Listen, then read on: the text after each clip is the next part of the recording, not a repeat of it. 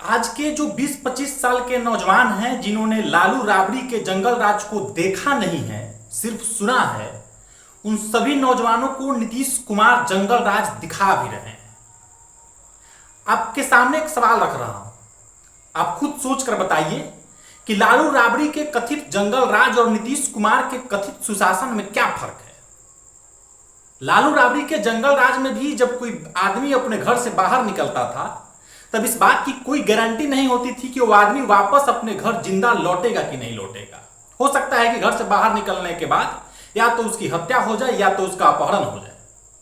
और नीतीश राज में भी, इनके सुशासन में भी कोई आदमी अपने घर से बाहर जब निकलता है तो इस बात की कोई गारंटी नहीं है कि वो आदमी जिंदा अपने घर लौटेगा या उसकी लाश लौटेगी।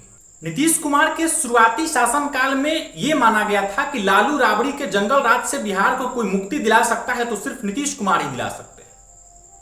लेकिन पिछले कुछ समय का नीतीश कुमार के शासनकाल में जिस तरीके से आपराधिक घटनाएं बढ़ रही हैं, जब उसका रिकॉर्ड उठाकर देखेंगे तो आपको लगेगा कि नीतीश कुमार बिहार को फिर वहीं ले जाकर के छोड़ दिए हैं जहां से 2005 में निकालने का उन्होंने एक छोटा सा प्रयास किया था। और इन सब चीजों के बाद जब नीतीश कुमार से इन आपराधिक घटनाओं पर या राज्य में हो रही किसी भी गतिविधियों पर सवाल पूछा जाता है तो नीतीश कुमार जिस तरीके से आश्चर्यचकित हो जाते हैं कि अच्छा ऐसा हो रहा है, अभी अधिकारियों से पूछते हैं। ये दिखाता है कि नीतीश कुमार को उनके राज्य के भीतर क्या हो रहा है उनको कुछ पता ही नहीं है। और तब याद आता है प्रशांत किशोर की वो बात जो पिछले कई महीनों से प्रशांत किशोर बार बार रिपीट कर रहे हैं कि नीतीश कुमार मानसिक और शारीरिक रूप से अब इतने काबिल नहीं है, इतने सक्षम नहीं है कि बिहार का नेतृत्व कर सके। प्रशांत किशोर तो ये भी कहते हैं कि सिपाही बनने के लिए, शिक्षक बनने के लिए भी आदमी का फिटनेस जांच होता है, मेडिकल जांच होता है कि आदमी फिट है कि नहीं है।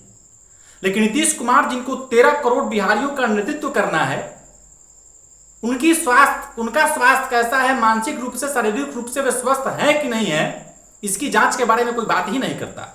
जबकि नीतीश कुमार के पिछले कुछ सालों का गतिविधि उठा करके देखेंगे सार्वजनिक मंचों पर भी तो स्पष्ट रूप से पता चलता है कि नीतीश कुमार पूरी तरह तो ठीक नहीं है। और ये तो बिहार और बिहारियों का दुर्भाग्य है कि पहले 15 साल लालू राबड़ी के जंगल राज को झेला और नीतीश कुमार को एक उम्मीद के साथ बिहार के लोगों ने मैंडेट दिया और पिछले 20 सालों से नीतीश कुमार को जिताते रहे कि लालू राबड़ी के जंगल राज को दोबारा वापस नहीं आने देना है। पर अफसोस कि बिहार की किस्मत में, बिहारियों की किस्मत में जंगल राज से मुक्ति ना लालू के राज में संभव था ना नीतीश के राज में संभव है। क्योंकि आज भी जिस तरीके से आपराधिक घटनाएं हो रही हैं, जिस तरीके से दिन दहाड़े किसी को मेन रोड पर, घर के सामने, ऑफिस के सामने लोगों की हत्याएं हो रही हैं, वो दिखाता है कि इस राज्य में कानून व्यवस्था नाम की कोई चीज ही नहीं है।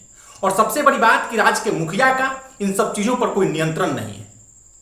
और सवाल सबसे उसके बाद ये सवाल पूछा जाना चाहिए कि क्या जो व्यक्ति मानसिक रूप से, शारीरिक रूप से स्वस्थ नहीं है, क्या नीतीश कुमार मुख्यमंत्री रहते हुए जब इन सब चीजों को नहीं रोक पा रहे हैं या फिर रोकना चाहते ही नहीं हो तो क्या उनसे सवाल नहीं पूछा जाना चाहिए? सवाल ये कि क्या बिहारियों की जान की कोई कीमत नहीं है? क्या बिहार के लोगों का कोई मान सम्मान नहीं है? क्या स्वाभिमान नहीं है? और नरेंद्र मोदी जो बिहार में आकर के डबल इंजन सरकार होने की बात तो करते हैं, लेकिन कब कहां डबल मर्डर हो जाता है इसके बारे में नरेंद्र मोदी कभी कोई बात नहीं करते हैं।